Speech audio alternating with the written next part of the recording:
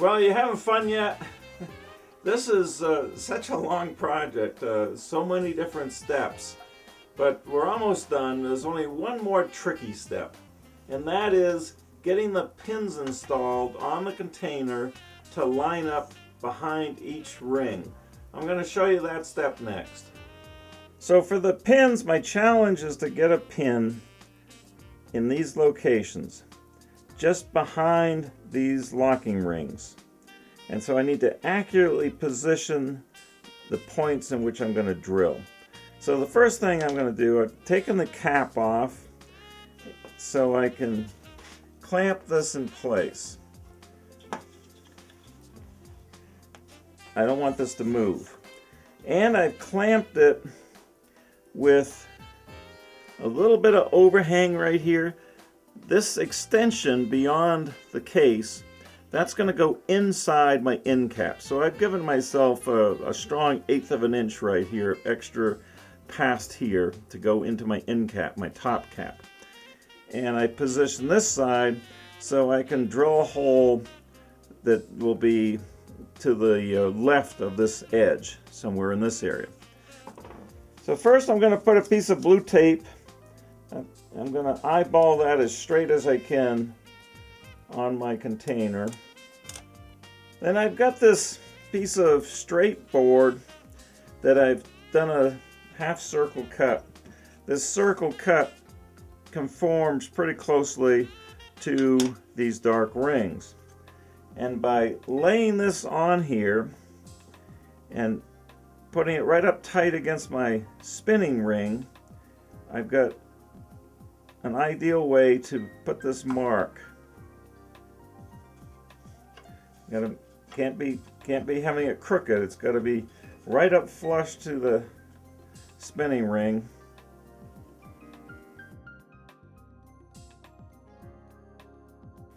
Nice and flush here.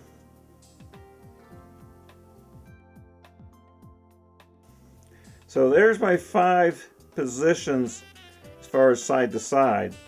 So if I want to do the other sides, I could.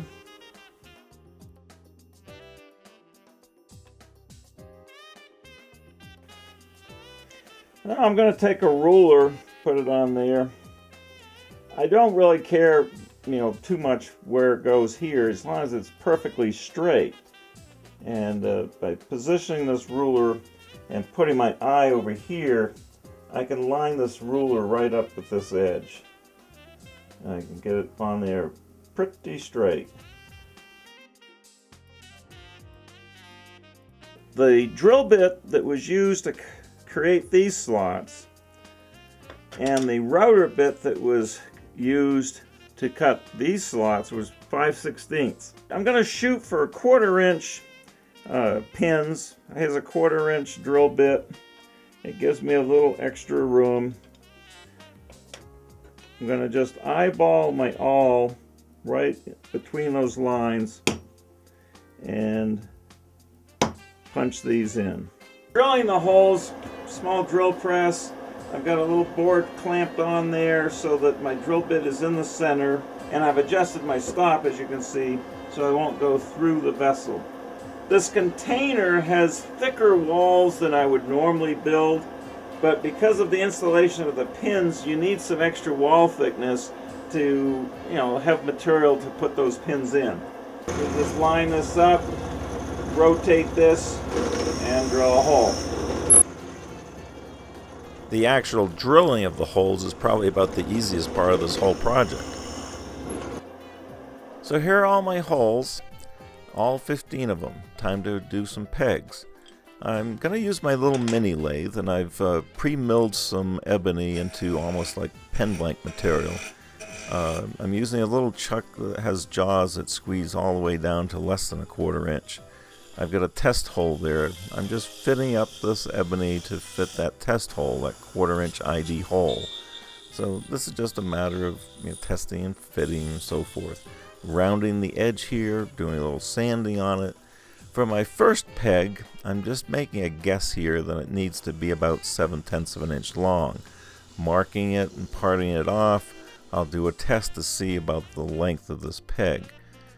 So dry fit into the hole, put it into my sleeve here, see how the ring spins. Well, it turns out there's a little bit of resistance, tiny bit. So I just sanded this a little bit shorter, about 5/8 of an inch, and that seems to work fine. These jaws are pretty versatile. Because they go so small, I can actually put a peg in there and resize it a little bit if I need to. And the length of the jaws makes it easy to position this material for new peg turning. Here's 2 pegs being tested. This is still dry fits.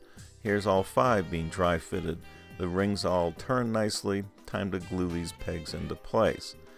I'm going to use epoxy. I'll just put a dab in there, swirl it around, and press these into place.